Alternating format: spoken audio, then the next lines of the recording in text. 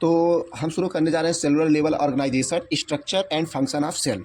तो बहुत सारे लोगों को अभी देखो क्या नाम है, सेल का फिगर बनाने नहीं आता है, और हमने सेल के बारे में प्रीवियस वीडियो में एक्सप्लेन कर दिया था क्या होता है सेल, ठीक। तो अभी बहुत सारे लोगों को बनाने नहीं आता है सेल, तो मैं एक ईजी मेथड बताऊँगा आप लोगों को, जो कि आप बनाएंगे एग्जाम में। और सबसे इंपॉर्टेंट बात, ये बहुत ज़्यादा इंपॉर्टेंट टॉपिक है जो कि एग्जाम में बहुत ज़्यादातर पूछता है। तो चलिए हम इसका फिगर्स बनाना शुरू करते हैं, ठीक है। तो अगर सेल के बारे में तुम्हें वैसे लिखना होगा तो ये क्या कर सकते हो, it is a smallest unit of body कह सकते हो, ठीक। स्मॉलेस्ट यूनिट ऑफ बॉडी, ठीक। इसके बारे में तुम इधर उधर थोड़ा बहुत पढ़ लेना। और discovered by Robert Hooke, discovered by Robert Hooke, contain many organelles, contain many organelles. Organelles क्या होते हैं, सेल के अंदर जो मतलब छोटे छोटे ऑर्गन्स प्रेजेंट होते हैं उन्हीं को ऑर्गेनल्स कहते हैं।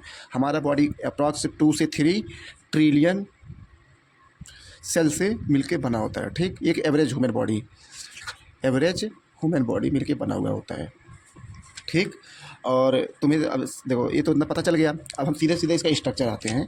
स्ट्रक्चर जो है मतलब अगर ऐसे देखो, पहले तुम्हें इजीली एक सर्कल ऐसे ड्रॉ कर देना है, कुछ नहीं करना, बस एक सर्कल ड्रॉ कर देना है, ठीक। उसके बाद बीच में भी एक छोटा सा सर्कल ड्रॉ कर देना, ठीक। अब देखो ये तुम्हें 2 सर्कल दिख गया, इसका तुम आउटर वाला लिख देना प्लाज्मा मेम्ब्रेन, ठीक। Plasma membrane. अंदर वाला क्या हो गया, न्यूक्लियस हो गया, क्या हो गया, न्यूक्लियस, ठीक। और ये बाहर वाला क्या हो गया, न्यूक्लियस मेम्ब्रेन। इसको तुम प्लाज्मा मेम्ब्रेन या सेल मेम्ब्रेन दोनों कह सकते हो, ठीक। अब देखो तुम्हें एक सीधे सीधे क्या बना देना है, ऐसे फिर एक सर्कल बना देना है, ठीक। और तुम्हें ऐसे सांप बना देना है इसमें छोटा छोटा छोटा छोटा। देखो ये बन गया। अब इसको तुम क्या कह दोगे, माइटोकॉन्ड्रिया, ठीक। माइटोकॉन्ड्रिया कह दिए। अब देखो माइटोकॉन्ड्रिया हो गया। अब देखो इसी सेल के पास तुम ऐसे इंडोप्लाज्मिक रेटिकुलम बना देना। देखो ऐसे लाना, फिर देख लो हम कैसे कैसे बना रहे हैं, फिर कुछ नहीं करना है, बस ऐसे करके फिर ऐसे कर दो।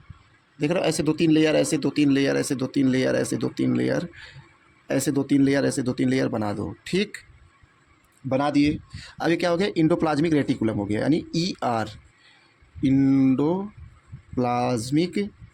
रेटिकुलम, ठीक। ये भी 2 टाइप का होता है, एक होता है रफ, एक होता है स्मूथ। तो अभी उसके बारे में हम आगे डिस्कस करेंगे।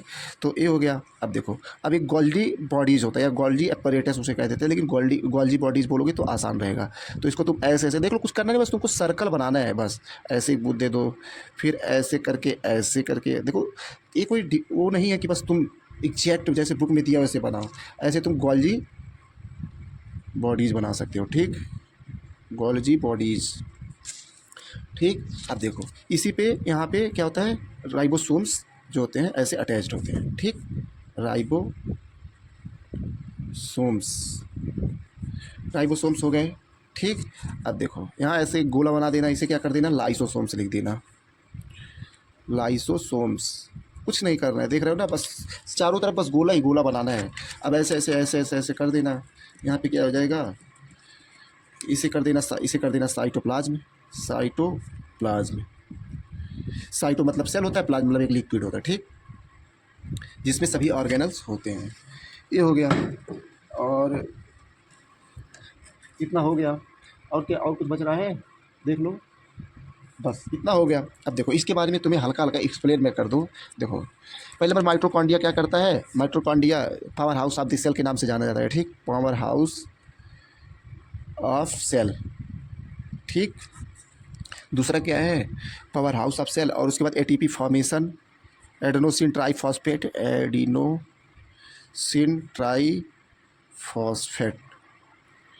ठीक। जो कि मतलब करेंसी होता है, एनर्जी का करेंसी होता है। यह ATP फॉर्मेशन में हेल्प करता है, मतलब एनर्जी फॉर्मेशन। और साइटोप्लाज्म में क्या होता है, ये लिक्विड होता है जिसमें सभी सेल ऑर्गेनल्स हेल्ड होते हैं, ठीक। सेल ऑर्गेनल्स हेल्ड होता है, ठीक। ये हो गया। जेली लाइक मटेरियल होता है, जेली लाइक मटेरियल, ठीक। न्यूक्लियस मेम्ब्रेन क्या होता है, या मतलब जो यह क्या करता है, सेपरेट आउट करता है जो आउटर इन्वायरमेंट होता है और इंटरनल इन्वायरमेंट ऑफ न्यूक्लियस, समझ रहे हो ना, ये होता है। अब देखो ये हो गया।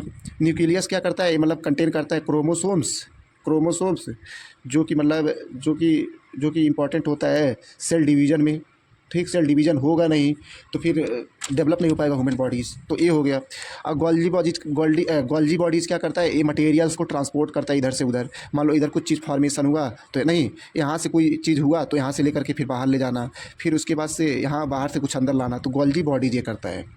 ठीक, अब देखो ये लाइसोसोम्स क्या करता है, मान लो तुम्हारा सेल मान लो डेड हो, मान लो तुम्हारा सेल फंक्शन नहीं सही से कर रहा है, तो ये ब्लास्ट हो करके फिर उसके बाद से पूरे सेल को डिस्ट्रॉय कर देता है और नया सेल का फॉर्मेशन होने लगता है वहाँ से। ठीक है, या वो डेड हो जाता है वो सेल। राइबोसोम्स क्या करता है, ये प्रोटीन सिंथेसिस में हेल्प करता है। ठीक, इधर इधर इंडोप्लाज्मिक रेटिकुलम क्या है, इंडोप्लाज्मिक रेटिकुलम ऐसे मतलब न्यूक्लियस के पास ही रहता है, जो कि मतलब ये क्या करता है, न्यूक्लियस से लेकर के आउटर मेंबर मतलब न्यूक्लियस से लेकर के यहाँ न्यूक्लियस से मान लो कोई चीज़ का फॉर्मेशन हुआ तो इसको ट्रांसपोर्ट करता है बाहर। ठीक, राइबोसोम्स इंडोप्लाज्मिक रेटिकुलम।